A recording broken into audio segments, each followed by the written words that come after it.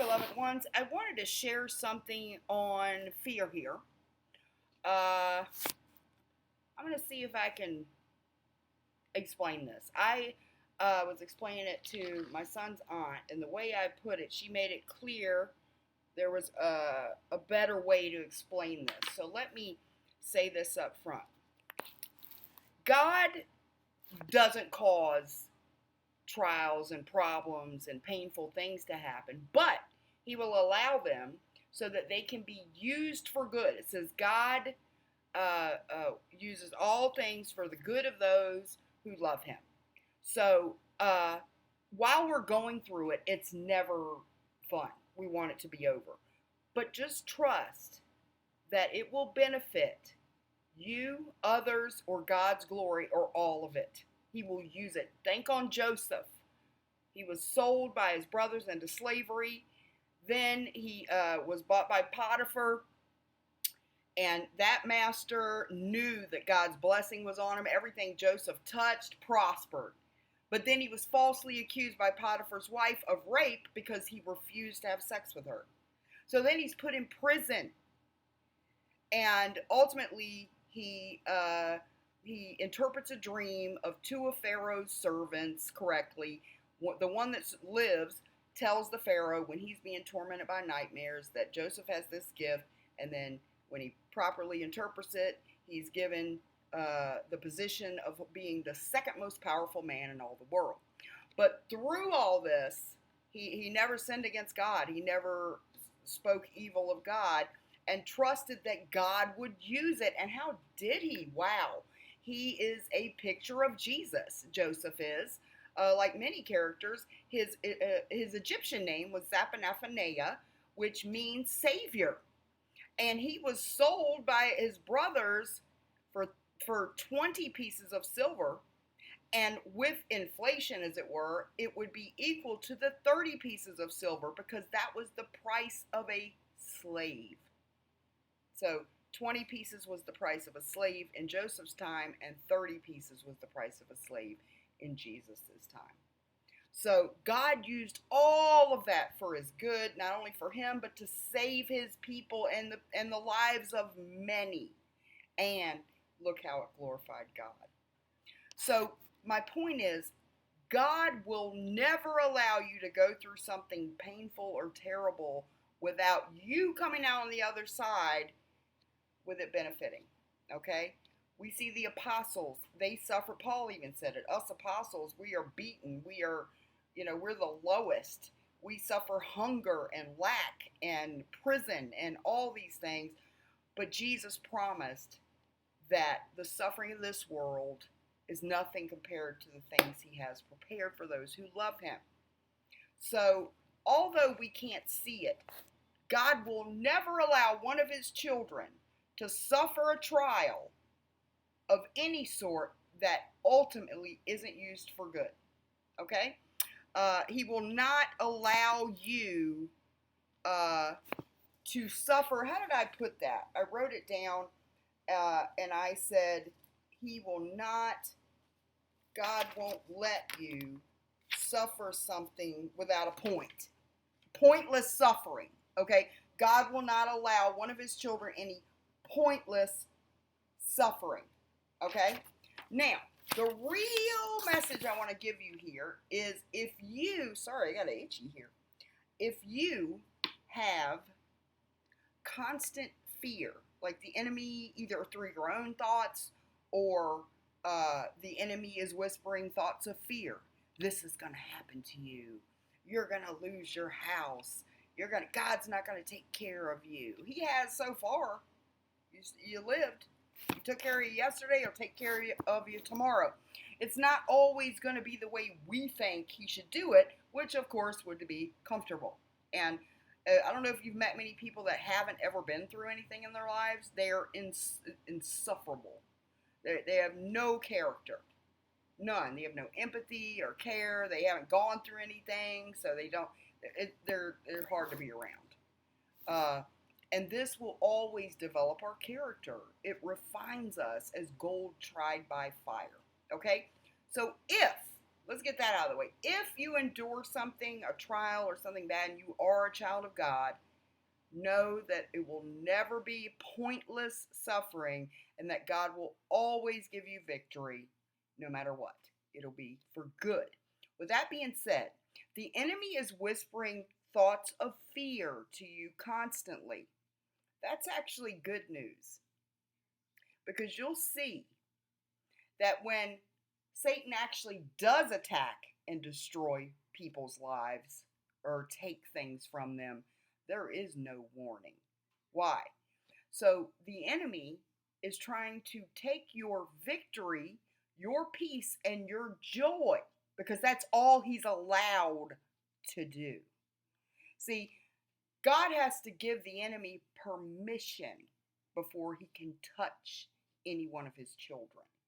And the only time he would allow it is if somehow God's plan is to grow, for you to grow, for some kind of good to come from it. Okay?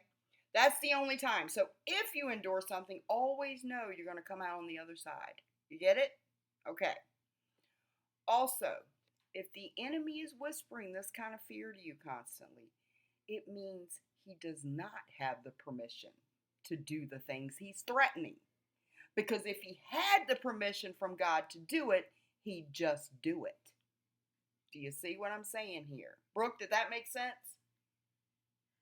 Yeah. If the enemy had permission to attack you or to do something that he's threatening for you to fear, he would just do it.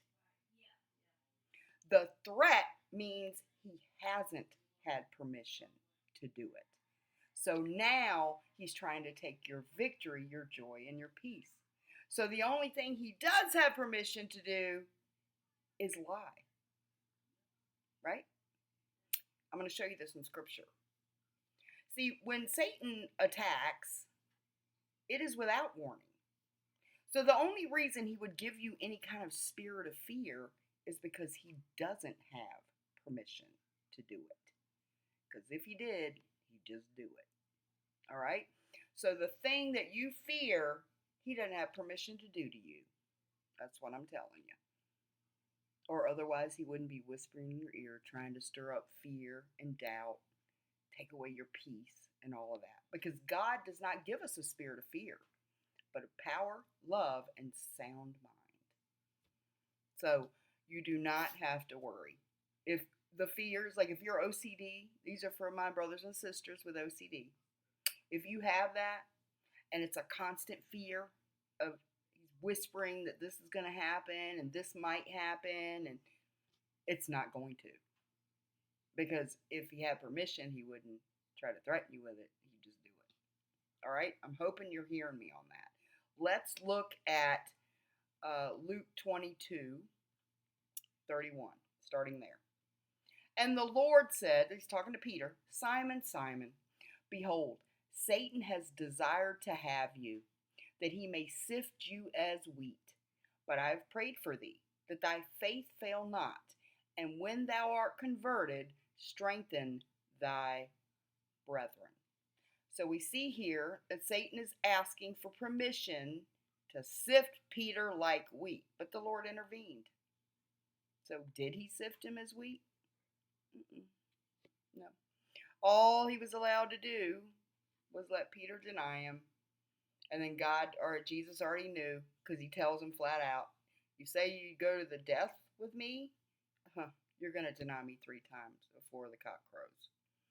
So that's all that he was allowed to do. And it devastated Peter, but the Lord later on allowed Peter to confirm his love for him 3 times. Do you love me, Peter? Yes. Do you love me? Feed my lambs. Yes. Do you love me? 3 times. He allowed him to be comforted. And that was for Peter's benefit. So, again, if you're having fear or threats whispered in your ear, I have a lot of OCD viewers that, because they're judged everywhere else they go, it's ridiculous. We have compassion when people suffer.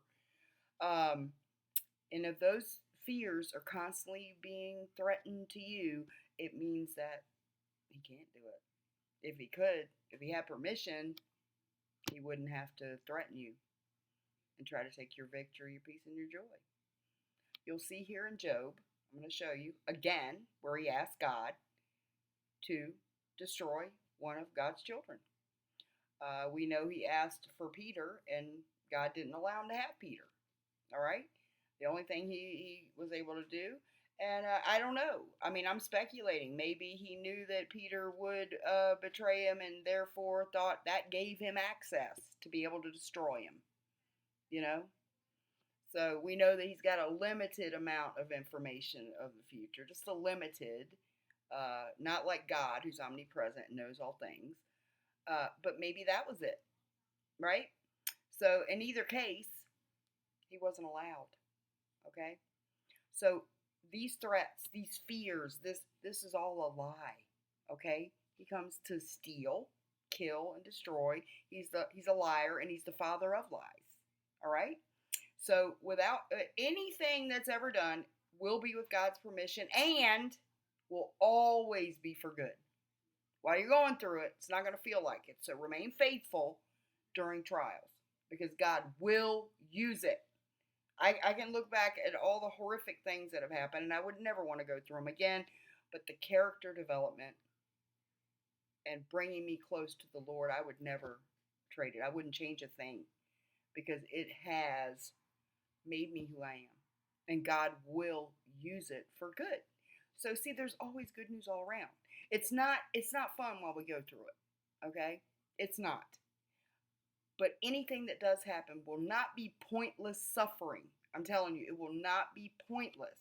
And if you're being given a constant threat, a fearful worry that such and such might happen, it won't. That's why he has to threaten it. All right, let's look at Job, okay? So in that case, it means he's not been given access to you because he doesn't give warnings, you see? Satan doesn't give warnings that I'm going to do this, and then he doesn't because he needs God's permission. And if God gives him permission, you won't get a warning. You see, he's just going to do it. So the fears that are being whispered are threats, and they're not going to come to fruition because he'd just do it. He wouldn't bother warning you. He never does. Let's look at Job here, okay? So now there was a day, this is Job 1, 6. Now there was a day when the sons of God came to present themselves before the Lord. Clearly, sons of God, B'nai Elohim, are angels, all right? For some reason in Genesis 6, people want to say that the sons of God who are with the daughters of men weren't. They were men too. Well, then why did he need to explain the difference between daughters of men? It's something they can't accept in their worldview. But Jude says that these fallen angels, these sons of God, left their oikaterion, their eternal habitation, their eternal bodies, and stayed in these flesh bodies, and that's how they sinned. So we know that they do, come and eat and do everything human beings do when they're coming in the flesh like that, when they visit, like they did with Abraham and like they did with Sodom and Gomorrah. I digress, but I just wanted to show you that sons of God here are obviously angels, all right? There was a day when the sons of God came to present themselves before the Lord, and Satan came also among them. And the Lord said unto Satan, Whence comest thou? Then Satan answered the Lord and said, From going to and fro in the earth, and from walking up and down in it. See, Satan's not in hell, ruling hell. That's the Greek story of Hades, ruling Hades. That is not biblical Christianity or truth, all right? He is right here in the second heaven, on the earth, in our atmosphere. He's the prince of the power of the air, and he is stirring up trouble on the earth. That's what he's doing. And the Lord said unto Satan, Hast thou considered my servant Job, that there is none like him in the earth, a perfect and upright man, one that feareth God and escheweth evil? Then Satan answered the Lord and said, Doth Job fear God for naught? Hast thou not made a hedge about him, and about his house, and about all that he has on every side? Thou hast blessed the work of his hands, and his substance is increased in the land. So he's saying the reason Job loves you is because you put a hedge of protection around him. You prospered his business. He has everything. Of course he loves you, right? That's why he's righteous. That's why. And then Satan answered the Lord and said, put forth thine hand now and touch all that he hath, and he will curse thee to thy face. And the Lord said unto Satan, behold, all that he hath is in thy power. Only upon himself put not forth thine hand. So Satan went forth from the presence of the Lord. Okay? And so we see Satan asked for permission to destroy Job. God says, you can destroy everything around him, but you can't take his life.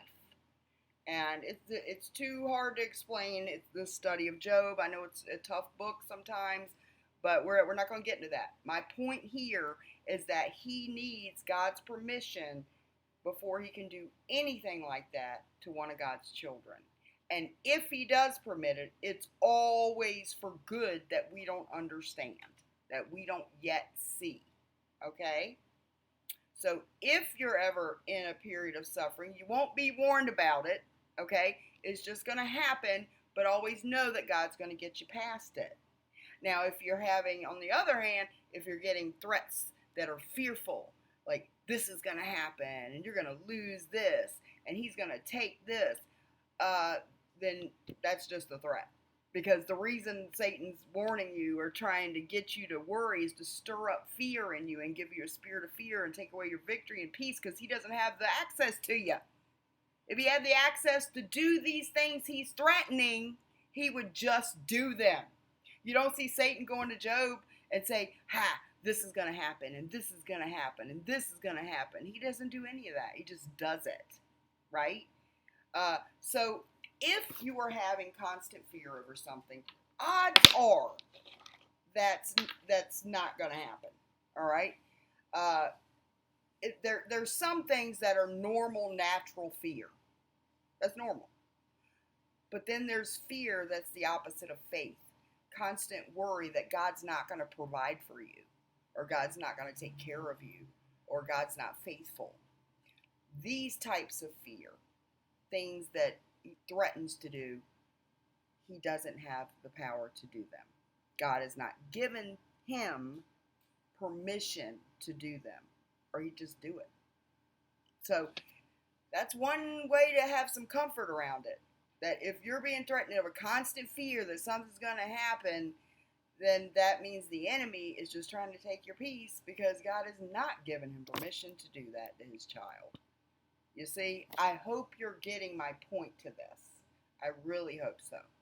All right, I'm about to go live on Talking Doctrine and join Brother Dave and Matthias. I'll do a video to give you the link. Okay, God bless.